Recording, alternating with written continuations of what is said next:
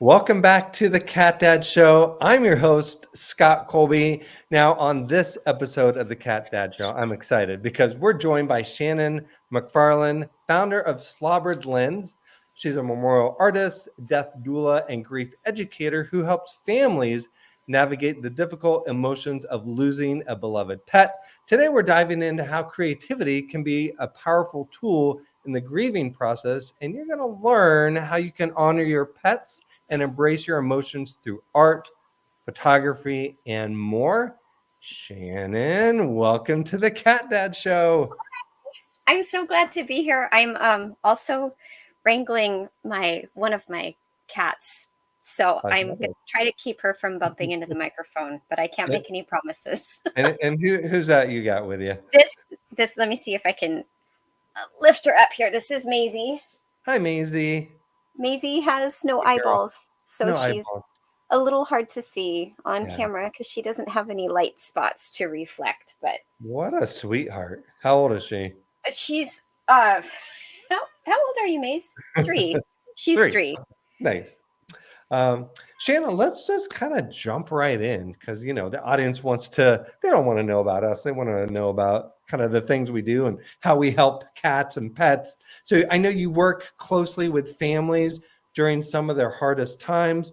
What role do you think creativity plays in processing grief, especially after the loss of a pet? Oh gosh, that is such a great question. Okay, well, from a neuroscience perspective, creativity is play. And we know that from studying brains at play being when you're engaged in something and you're losing track of time, you're tuning out other things, that brains are, there goes the microphone. Brains are way more efficient when they are engaged in play. And because creativity is a form of play, and because grief is very hard mental work, because we're feeling things, we're having emotions to process, we're dealing with some of the logistical things that happen after, oh my gosh, cat. After a loss.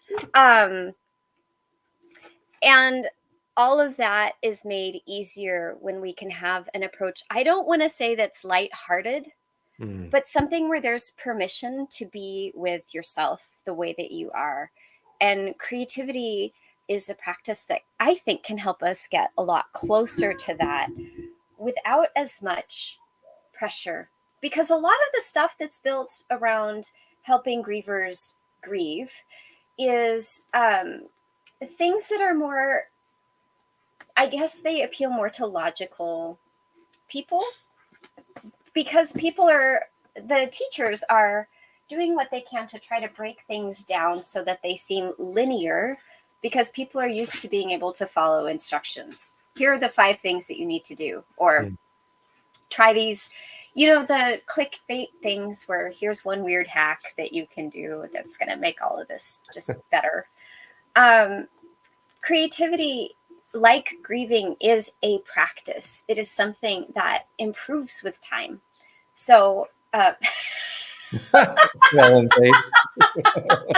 this is so great. And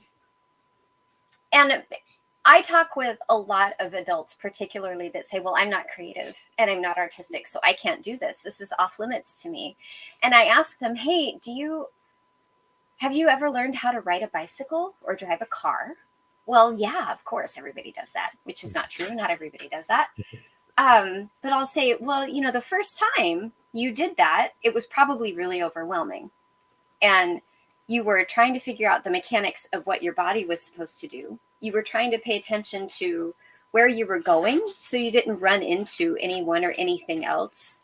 You were also paying attention to where you were going from a navigation perspective, right? And in the beginning, like I remember when I was learning how to drive, the first couple of years, I was super anxious about it. I couldn't have a conversation with someone while I was driving because I was so nervous that I was going to run into something. And now I've been driving for, 3 decades, and I just don't think about the process much anymore. And for me, creativity is like that. The more I do it, the easier it becomes. And I don't want to say that about grief. I don't think that's fair. But in terms of actually doing the work part of getting through the places where we are able to talk to ourselves and say, it's all right to feel these things right now. Or actually, I have this thing that I have to go to. I have an appointment and I need to be able to go to the appointment and speak so that I can be understood by this other person. So I can't feel this right now, but I will feel it later this afternoon. And I guess that's what I mean with the work part of it, is knowing when we have space to do things and when we need to kind of hold things down just for a little bit and come back to them. But that practice gets stronger the more that we do it.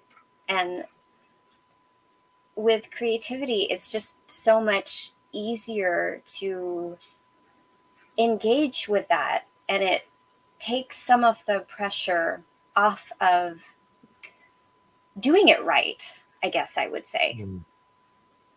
Yeah, and we'll get into more specifics in terms of what that could actually look like for somebody who is grieving the loss of their pet. Now, I know one thing that you do, Shannon, is that you take photos, right, of maybe a pet owner and their pet who might be, there in their last few weeks or few months. Can you tell me a little bit more about that and how that process looks like for you and the family? Yeah, so there's variations of this. People are very hesitant to schedule a photography session when they're realizing, okay, my family member is going to die.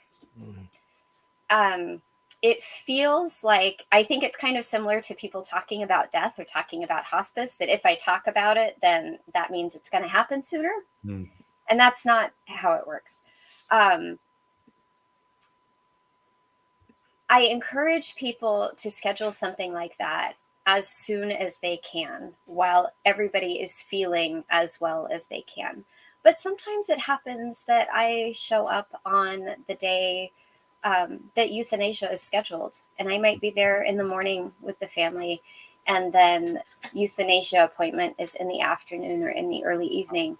Gosh. And it's going through, and in that case, it would be going through and documenting some of the last things. So many families will choose to have something like a sort of an all-out bucket list kind of day, where maybe the animal gets to eat things that have always been off limits, or they go to a favorite place, or it's a sit on the sofa and be under a blanket fort all day. Oh, there's a cat eating guinea pig food.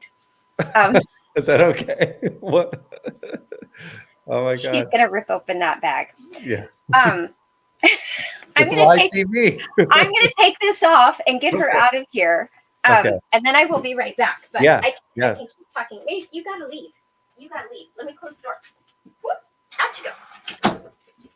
Yeah, I was going to say, I'm looking forward to hearing more about this. Just wanted to briefly interject. My very first guest for the Cat Dad show is a pet photographer, and one of the things she offers is the same thing that you are mentioning, kind of a photo session between you, the pet owner, and a senior pet or a pet that may be sick, and the end is fairly near. And when I first heard of that, I never heard of that before, and I was like, oh my gosh, I wish I had this with both of my cats that passed away. And one of my cats was sick for a long time that passed away, and the other one wasn't. But in both instances, there wasn't a euthanasia appointment. I took them to see the vet, and I didn't know that was going to be the last day. Yeah. But regardless, especially Mia, my 20-year-old that passed last year, who was ill, and I knew the end was kind of near, would have loved to have a session like you're talking about. But yeah, please continue, Shannon. Well, I think so most of the families that I support are in the situation where the animal has been diagnosed with something that's chronic or progressive. and is really pretty scary and life-changing. Yeah. And so from the time that they receive this diagnosis, they go through a lot of really complicated emotions and a lot of mental turmoil, because they are the person that's responsible for making all of these medical decisions for someone. Mm-hmm. And for me, this photography is not so much about being able to provide memento type things to people. It is me showing up as a human and really unflinchingly taking in everything that's there and reflecting it back to people and acknowledging them in all of the things that they're feeling and saying, yeah, this really does suck. It's devastating and it's terrible. And I wish that this weren't happening. I really, really do. And we can't make it better and we can't make it go away. We live in this culture, though, where there's so much emphasis on giving it a couple of weeks, and then by then you should be able to get back to normal and just carry on. And whether or not we mean to rush people through that is a whole other thing. But even people with the best intentions, we wind up asking questions like, well, when are you going to get another cat? Or, stuff like that. And it feels very achy. So this process for me is really about focusing on the human's well-being and paying attention to the littlest things. So the way that I structure my sessions, I will talk to people quite a bit beforehand, or we exchange messages, whichever makes more sense for them. And I will ask them about the things that they're going to miss, the things that they're not going to miss. I'm going to ask them about really memorable stories, how they met, how long they've been together, what's been hard about being family, what's been easy, how they've changed over time because of this creature's influence on them. And when I am there with them doing whatever it is that we're doing, I am looking for that outward expression of those things that they talked about, because now I know what's important to them and what's meaningful to them. So if I can find little glimpses of that show up in the interactions that they have with each other, that's really what I'm after. I'm not so keen on the Instagram beautiful, gorgeous portrait things. Those are nice, and I think that everybody appreciates those. But when I watch people go through the images of their sessions from this particular type of photography session, the things that they get hung up on are the really, really small details that they might even say that they've never noticed before. And I'm sure that they have. It's just the kind of thing, it's the stuff that gets overlooked a lot. And when life is moving at real speed, we're not slowing things down with a hundredth of a second with a shutter. It just feels different to see it still. And that's really what I want to give to people. It's a glimpse of those tiny, slow moments where they are connected, so that when they go back and they look at these photos, that they can transport themselves there when they're ready. Gosh, that's beautiful. God, I love that you take the time to get to know the relationship, the special bond between the pet and the owner, and you try to capture that in your shots. What a special thing that you do. That's incredible. And then as a death doula, for those that don't understand what that is, or maybe they've never heard of that, can you explain what that is, and then what your role is for somebody that maybe has lost a pet, and how you would kind of help them navigate the aftermath? Certainly. So a death doula, if you break down the word doula, comes from Greek, and it means a woman who serves. And historically, when people and animals that have been important to us have died, we have taken care of the dead ourselves. And this goes back to the Civil War, but the modern funeral industry or profession, they don't like it when I use the word industry. Mhm. The modern funeral profession came about during the Civil War when there were so many bodies to process and people just couldn't, they were out in fields and they couldn't get back home, right? So it wasn't that long ago that families were caring for their dead and they were doing all of that stuff. And we had family burial plots or church burial plots. And now it is a big business and a big profession. And that has come into the world of caring for animals as well. And so a death doula is somebody that supports, can be an advocate for the one who is dying and also supports the family. And I think helps make the balance between the two. This is a little more complicated when it comes to human deaths compared to animal deaths. But there is a very real tendency for the people who are grieving and caregiving to insert themselves more into the center of what this is all like and make it about themselves because they're feeling all of this overwhelming stuff.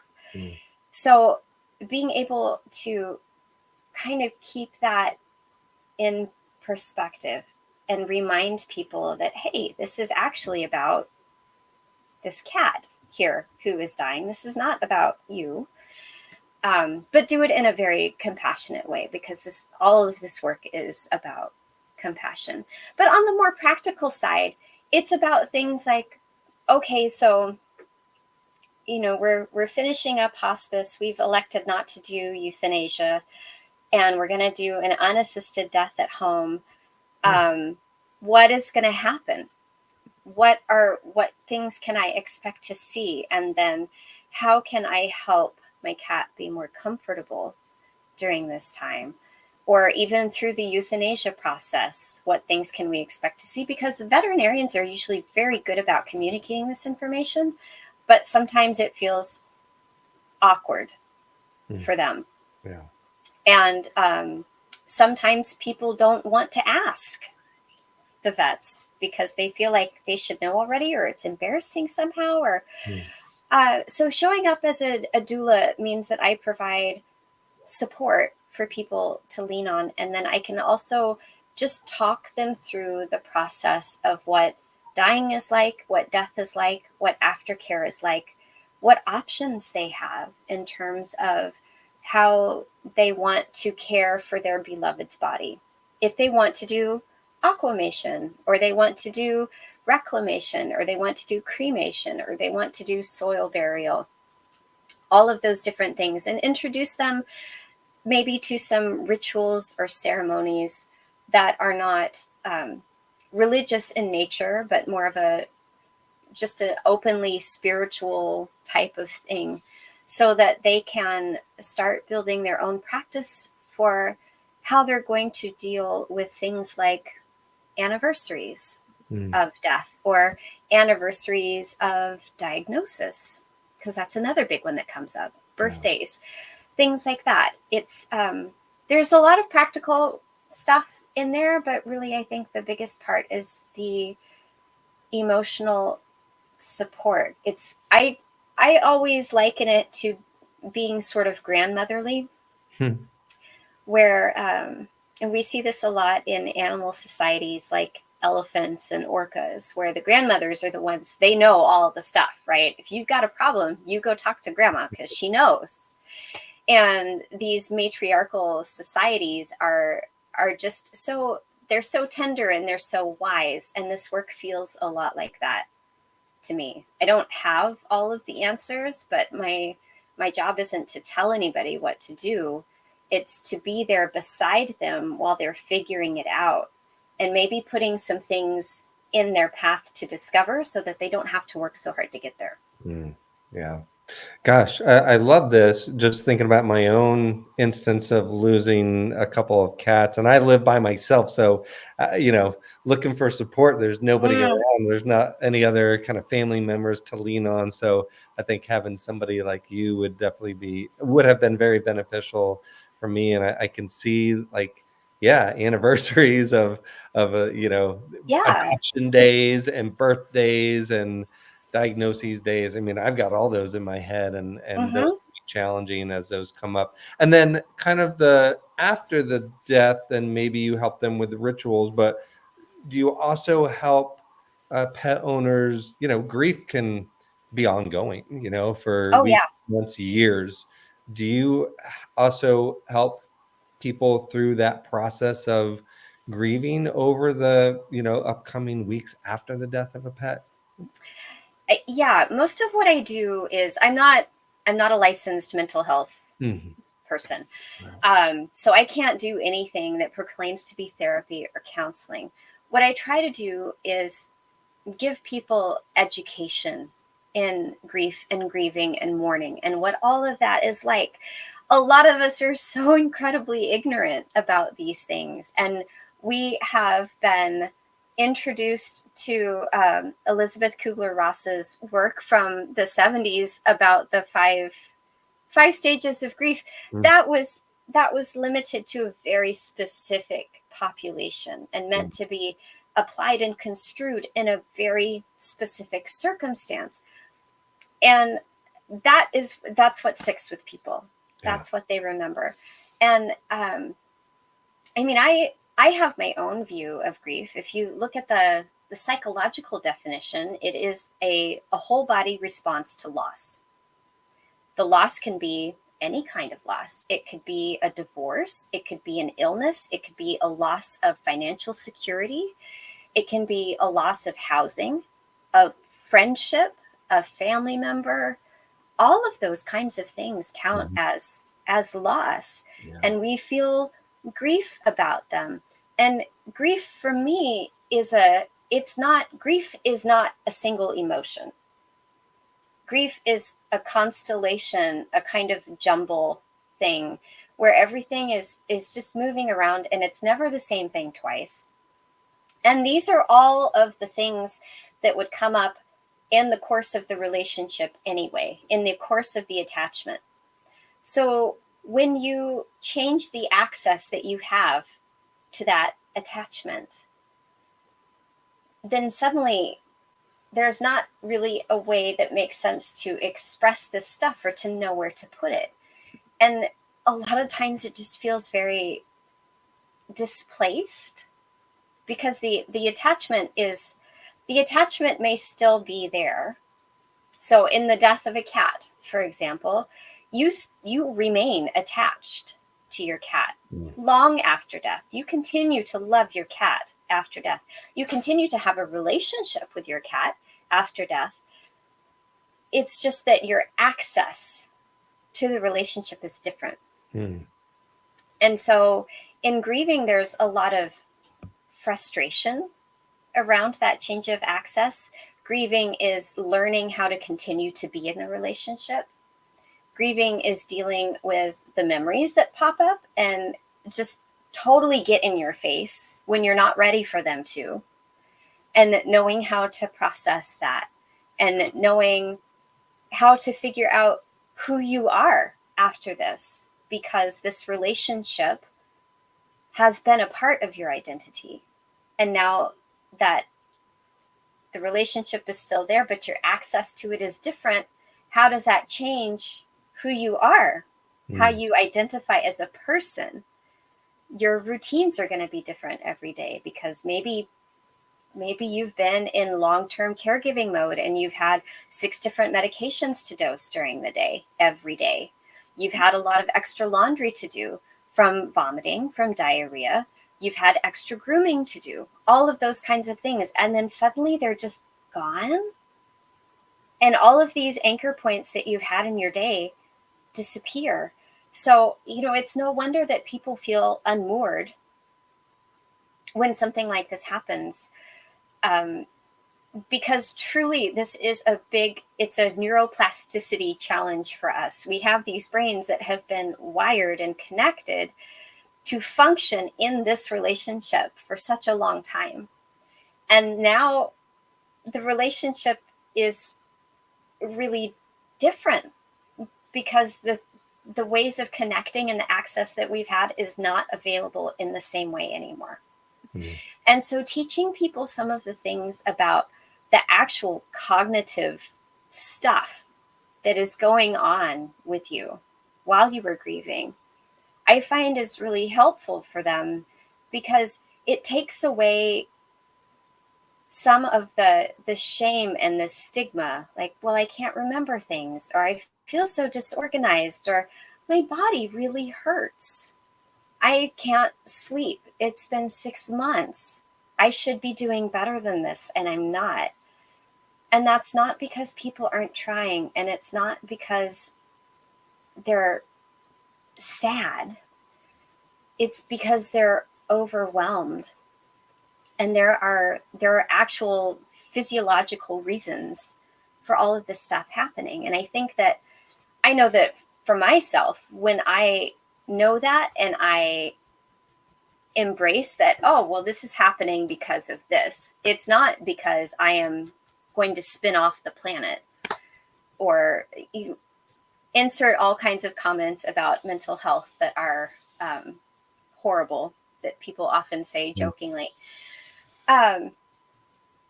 Yeah, I think when we integrate grief into a part of our daily lives, it becomes much more manageable because it's part of the way that we function. And that's really what I want to help people do. Not to cure anything, not to have them get over anybody, but how can we work this into your life so that you feel like it's beneficial. There are days when, of course, you're going to have a really hard time, but it's like that for all aspects of life. Yeah. Right? It doesn't do us any good when we don't talk about it and we don't pay attention to it. Yeah, and there's definitely no blueprint or playbook to get, to make the grief go away any faster. Mm-hmm. It's a very unique experience, unlike any I've ever encountered. And yeah, there is no like I should be feeling like this by now, because it's a complicated process, I think, Yep. that we go through. Now, I know you've mentioned about creating legacy projects in your work. Can you explain kind of what this looks like for pets and how it helps families heal? Okay. Well, one of the more popular things that I do for people is they're memorial portraits, but they're portraits that are made from things that have been a part of daily life. So it's more of instead of just a painting that you hang on your wall, it is definitely all kinds of media. And they're not sculptural, but they tend to be a little more three-dimensional. And it's things like, okay, so I am a person who does this. I tend to keep paperwork from vet visits long after I need to, especially if that paperwork is related to somebody's chronic health condition. So the first dog I adopted as an adult, he died in 2007, and he had chronic active hepatitis. So it was a long time of caring for him with liver failure, essentially. And I know this is a cat show, but I still have some of the invoices, some of the lab results, and I keep that stuff because I want reminders that I can see that have some sort of quantitative information on them, that it was really as bad as I remember it being. Because it was hard. It was really, really hard. And I know that at some point I'm going to be ready to move on from his paperwork. Now, with other animals in the family, there's been a horse and there's been cats and there's been dogs. I'm more comfortable letting some of that go. But for people that think that they're ready to pass on those invoices and the lab results, I will take them. And what I do is I usually take copies of them. I don't take the originals. I take copies of them and I will paint over them a little bit with something that's translucent so you can still see the print that's underneath it. And I will make them into a collage that is a portrait of the animal that's mixed in with some other things. So it could be pieces of fabric from a coat or a bed or a blanket. We usually almost always include the collar and put that into the portrait. Because collars are not as much for cats, but definitely for dogs are really important items. And there have been times that I've included things from gears from a watch, which was just bizarre. The person said, "Hey, I have this watch from my grandmother. It needs to be in the portrait." So yeah, we work that in. So anything that people trust me with and they want to keep it, but they don't want to keep it, if you know what I mean. Because we all get into clutter mode, right? And then we think, well, this isn't useful to me anymore. There's no way I need to hold on to this. But to get rid of it feels wrong. So it's a way of incorporating some of those things into a piece of art that you can place wherever it is that you need to place it. And it's repurposing that stuff that was a very tangible part of how you lived together and what those experiences were like. Yeah, I love that. When you mentioned that you still have some of the invoices, it reminded me, this is kind of silly, but I still have kept like one or two of the voicemails from my vet calling me with my cat Mia's, kidney value. She'd get her kidney values checked every 3 months, and she'd call, and if I didn't answer, she'd leave a message, and I still have some of those recordings. I don't know why I've kept them. It's just, almost like hey, it's, a source of comfort. It's a memory, I guess, that I have. So, and then do you also, I know you make some of this art for your clients, but do you also, almost like, I guess the way I want to ask this, it's almost like, do you teach people how to create works of art to remember their pets, like you're talking about? I haven't put together a course specifically for memorial type portraits that would be available online, for example. Right. I do a lot of teaching in person. So it will be the kind of thing where somebody asks, "Hey, I've got a group of friends. There's 4 of us. We want to kind of do a paint and sip type of thing, but not really, because that feels embarrassing and we're kind of rowdy. Plus, we want to paint our animals and we expect that we're going to be crying a lot and we don't want to do that in public. So could you come to our living room and guide us through the process?" Yeah. So it would be something a bit like that. There are other things that I have that aren't all because this is a part of the business that I'm not great at, is keeping things available, especially when I change platforms and stuff. But I do have some courses that are totally self-study, that's designed for, I call them invitations. So it's not specifically, you do these things in this order, and if yours doesn't look like this, then it's wrong.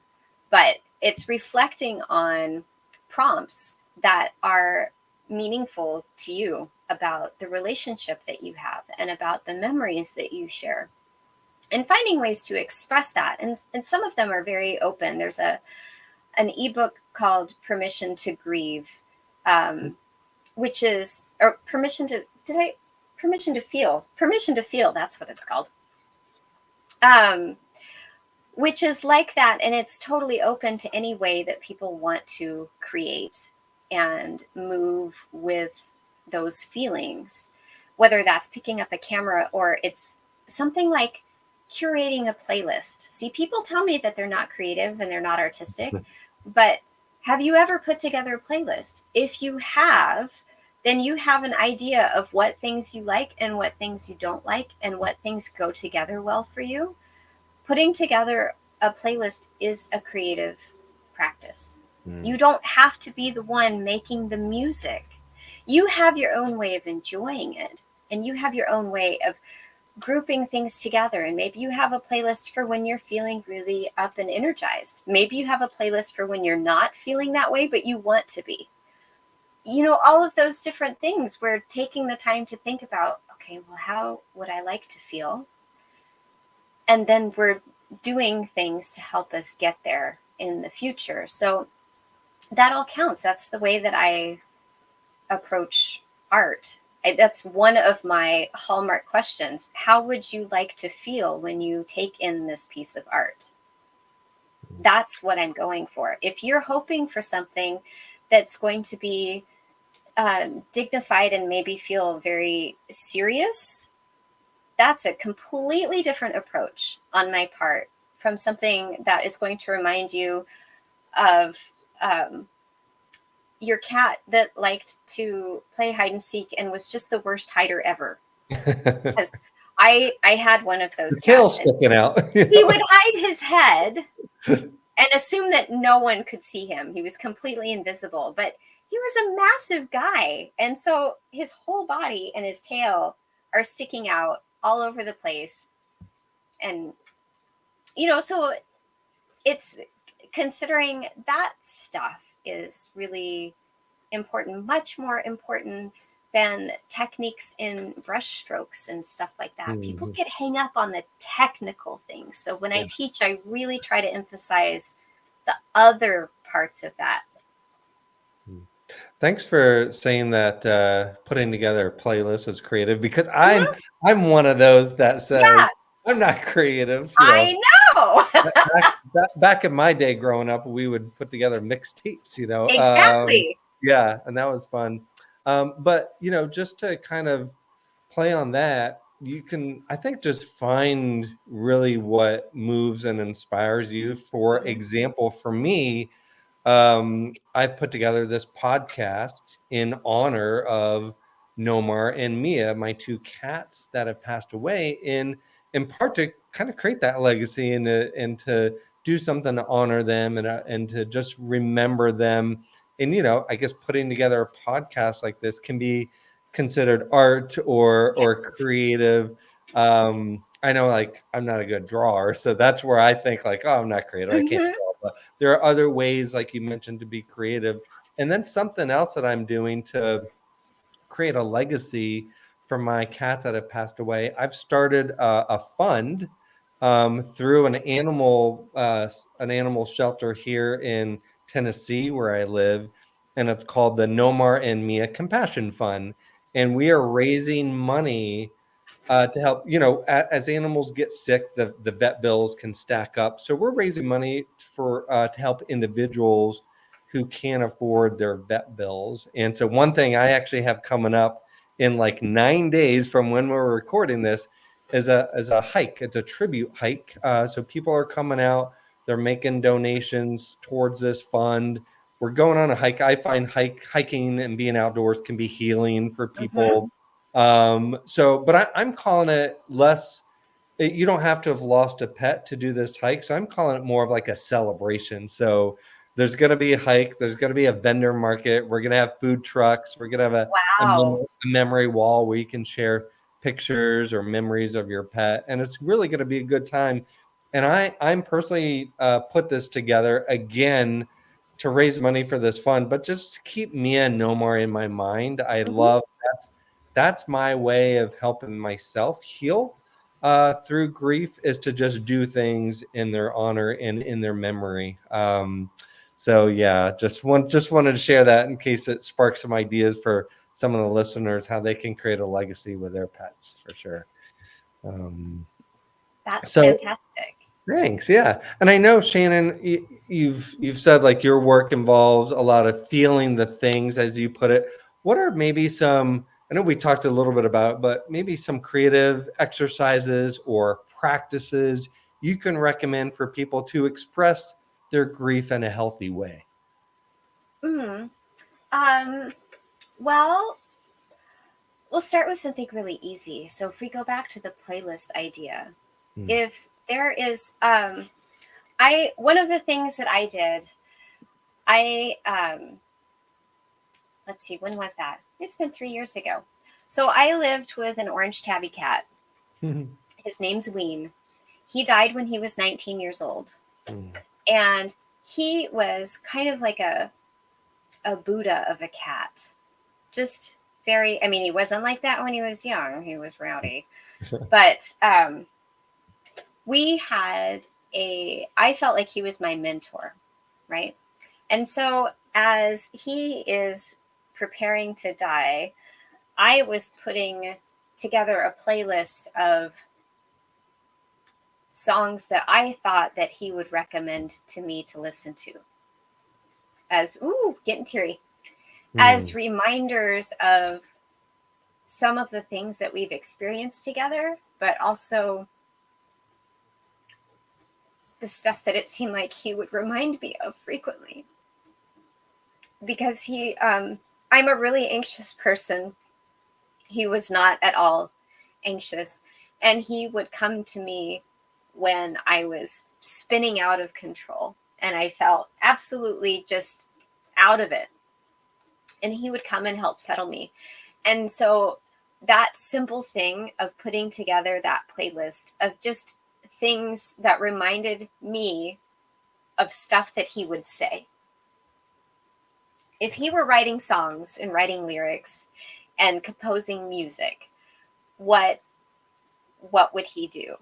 And I still have that playlist, and I still listen to it on days when I feel like I need his wisdom, and not in a lot of the time I feel him around. But on a day when I need more of a direct message, I feel like I need more of a distinct connection, I will play some of those songs. And it just feels, that music feels like him. Yeah.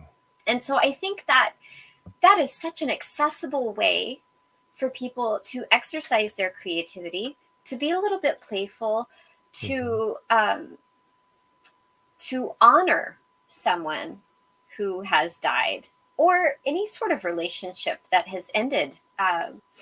Working with the foster community, for example, is a big thing because they go through all of these big emotions. Sometimes they're fostering animals for a year or more.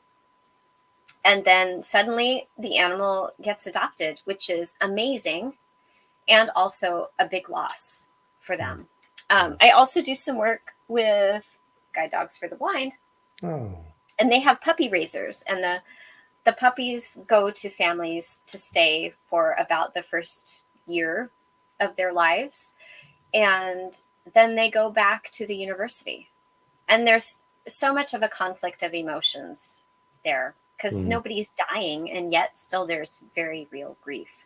So that kind of remember me playlist, I think, is a really good exercise for people, especially when they say, well, I'm not artistic and I'm not creative and I can't draw and I can't paint. It doesn't have to be like that. Another thing that has to do with music is to put on music that feels a way that you enjoy feeling, or maybe it was a song that you listen to together. So I used to have a Sunday morning routine where I would play Norah Jones while I started laundry and did some cleaning up in the kitchen, and maybe would make some muffins or something like that. And one of my dogs at the time everybody else would sleep in, and he would come out with me and he would sit in the living room and watch me the whole time while I was in the kitchen. And so when I play her music, I think of him. Putting something like that on, and then if you have just even a little 8-pan watercolor set that kids use at school, making some marks on paper that feel like how you feel when you're listening to the music. It doesn't have to look like anything. Yeah. Nobody's going to be around to judge you. You don't have to show it to anybody. You don't have to talk about it. But making marks, that's what I call it. Making marks to the music. And there's more there's more complicated things, but there's so many things that are simple, like picking up little reminders or photographing things that remind you of them, or looking for a certain color. So maybe your cat was calico, and maybe you start looking for things that have kind of a tricolor thing appearance to them, and you photograph those and you keep them in your camera roll with a little tag on them so that you can look at that stuff. It doesn't have to be complicated. Yeah. Yeah, I love your ideas with the music, because again, that, I think of things like you're drawing, and it's so simple, and gosh, what great ideas for music. One thing that I've done that has been helpful is to almost like journal. And Yeah. so I bought a journal, or actually it was gifted to me when my first cat, Nomar, passed away. And I spent the first several weeks and months like writing letters, letters to Nomar, Mhm. gratitude letters, love letters, telling him how much I loved him and how much he meant to me, and how I wish he was still here. And just something like that. So for those that maybe, again, I'm thinking of the people like me who are like, well, I can't do anything like paint or Yep. draw. Just, we can all probably write some words. And again, your idea of photography, we all probably have smartphones with camera on it. We may not be professional photographers, but we can take some really good photos now with our camera phones. And so, yeah, really easy things that we could do to start out. Yeah, it does not have to be complicated. People hear creative and they automatically say, nope, I can't do that. Yeah. But it's just something that you have to practice. I mean, I come from a long line of art teachers when I was young that told me that I really sucked and I should just not even waste my time. Yeah. So I quit, and I didn't start making art painting until I was 40. So, I think a lot of the things that we believe about ourselves come from other people, especially around creativity and artistic expression, and whether or not we're strong people, because strong people, like, we expect them to not have emotions, which is absurd and ridiculous. It's the strong people who are able to be vulnerable and express how they feel. Yeah. And you get to decide who is safe and who isn't, and what are safe times and which aren't. But holding it all in or trying to shove it into some sort of virtual closet of feelings is not going to help you. I promise, because I've done that for a long time. I've done that too. Now I just cry. I let it out. Yeah. Yeah. And then, and also like putting together a collage, maybe you touched on that a little bit, just finding, I don't know, I'm picturing like finding fur, or like a favorite toy, or, bits of, favorite food, like a can of food or something like that, where you don't have to be an artist. You don't have to know how to draw. You can just like find favorite things like that you might, or keepsakes, and maybe you put it on something that you can frame and hang on the wall or something like that. So exactly. Yeah, very nice. Well, Shannon, as we begin to wrap up, would love to give you the mic, so to speak, to share a little bit more about the work you do, your website, and how we can kind of keep in touch with you. Oh, okay. Well, I'm at slobberedlens.com. That's my website. I'm on Facebook and Instagram as well, although I'm moving away from those because of various reasons. Yeah.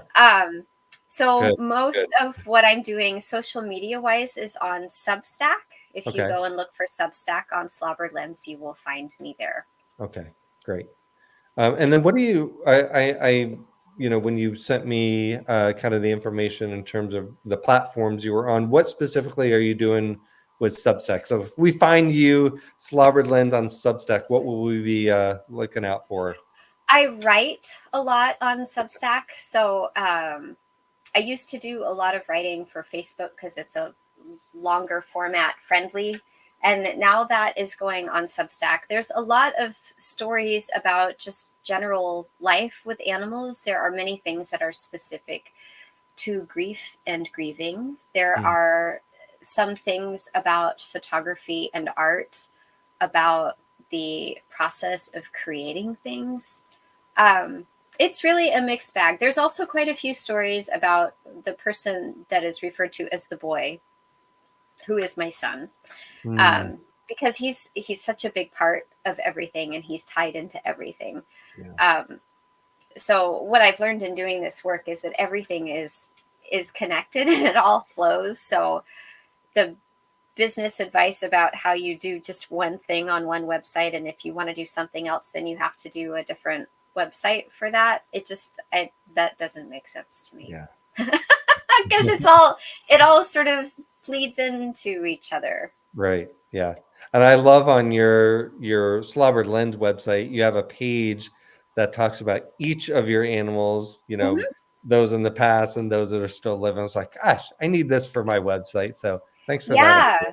I call that the advisory board. Yes. Because it really, to me, they do really function that way, whether living or dead, because I just revere them so much. I learn so much from them. I am supposed to be in the position of having the bigger brain and the longer lifespan, ergo more experience and wisdom. But they're all so different. Yeah. They all have different skills. They have these different natural abilities that I don't have. And I watch them do things and I just think, what, that is a complete marvel. You are teaching me so much just by allowing me to witness your life. Right. And that I may not be able to do this thing that you can do, but you bet I'm learning from the experience of being a witness to it. And I can take something from that. Yeah. Yeah. Our animals teach us so much. So, and I know everybody watching, they're animal lovers. So, well, I'll make sure to link up all your sites and places to connect with you in the show notes here. Shannon, oh my gosh, this was so amazing. I learned a lot. Thank you for giving us so many creative ideas on how we can kind of keep the connection with our pets alive and well and help us heal through grief. I really appreciate you, and thank you for being an amazing guest on the Cat Dad Show. Thank you for having me and for putting up with the cat butt. You're very welcome. Everybody watching, thank you so much for tuning in, and we will see you next time. Bye.